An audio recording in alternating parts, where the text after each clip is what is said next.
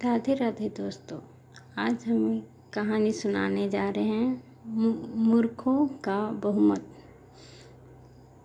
एक कहावत बहुत ही प्रचलित है कि 100 मूर्ख दोस्त से एक बुद्धिमान शत्रु का होना बेहतर होता है।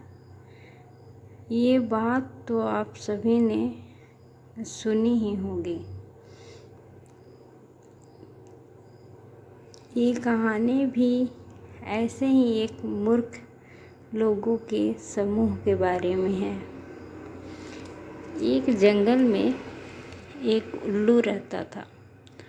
उल्लू को दिन में कुछ भी दिखाई नहीं देता है, इसलिए ये उल्लू पूरा दिन एक पेड़ पर अपने घोंसले में छिपकर बैठा रहता और सिर्फ रात होने पर ही भोजन के लिए बाहर निकलता था।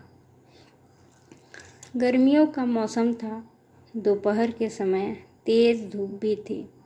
इतने में कहीं से एक बंदर आता है और वो इस उल्लू के घोंसले वाले पेड़ पर आकर बैठ जाता है। बंदर गर्मी और धूप से काफ़ी परेशान हो रहा था। बंदर बोलने लगा कि आकाश में सूर्य आग के बड़े गोले की तरह चमक रहा है और इस वजह से ही इतनी गर्मी है। बंदर की ये बात उल्लू सुन लेता है। उल्लू से अब रहा नहीं गया। वो बोलने लगा, तुम झूठ कह रहे हो। आकाश में सूर्य नहीं बल्कि चंद्रमा चमक रहा है। तुमने अगर चंद्रमा के चमकने की बात कही होती तो मैं सच मान लेता, किंतु तुम तो सूर्य चमक रहा है ऐसा बोल रहे हो। तुम क्यों इतना झूठ बोल रहे हो? अब उल्लू की बात सुनकर बंदर से रहा नहीं गया। उसने उल्लू से कहा, अरे चंद्र तो रात में चमकता है, दिन में तो सूर्य ही चमकता है। बंदर ने ये भी कहा कि सूर्य की तेज रोशनी की वजह से ही इतनी ज़्यादा गर्मी लग रही है। बंदर ने अपनी बात उल्लू को समझाने का बहुत प्रयास किया, किंतु उल्लू समझने के लिए तैयार ही नहीं था। वो तो अपने जिद पर ही अड़ा रहा। उल्लू ने अब बंदर से कहा, चलो हम दोनों इस प्रश्न का हल करने के लिए मेरे एक मित्र के पास चलते हैं, वही इसका निर्णय करेगा। बंदर और उल्लू दोनों एक दूसरे पेड़ पर जाते हैं, जहाँ पर उल्लुओं का एक बड़ा झुंड बैठा था।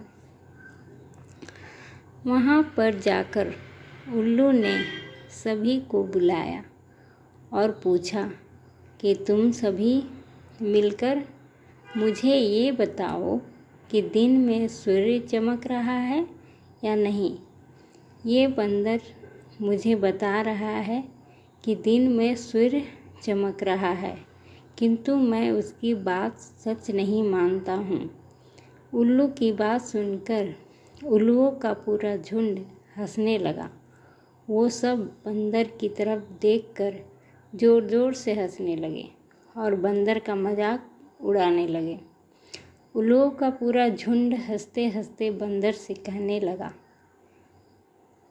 कि तुम बेवकूफ़ों जैसी बात क्यों कर रहे हो। इसी समय दोपहर को आकाश में चंद्रमा ही चमक रहा है और आकाश में सूर्य के चमकने की झूठी बात बोलकर तुम हमारे झुंड में झूठ का प्रचार मत करो। सारे उल्लुओं के समझाने के बावजूद भी बंदर अपनी बात पर अड़ा रहा। अब बंदर उन सभी की बात समझने के लिए तैयार नहीं था, इसलिए सभी उस पर बहुत गुस्सा करते हैं और वो सभी मिलकर बंदर को मारने लगते हैं। दिन का समय था, इसलिए उन सभी उल्लुओं को कम दिखाई देता था। इसी वजह से बंदर वहाँ से बचकर भाग निकलने में सफल होता है और वो इसी प्रकार अपने प्राण बचा लेता है। मूर्ख लोग केवल अपनी ही बात को सच साबित करवाने में लगे रहते हैं और किसी की भी नहीं सुनते।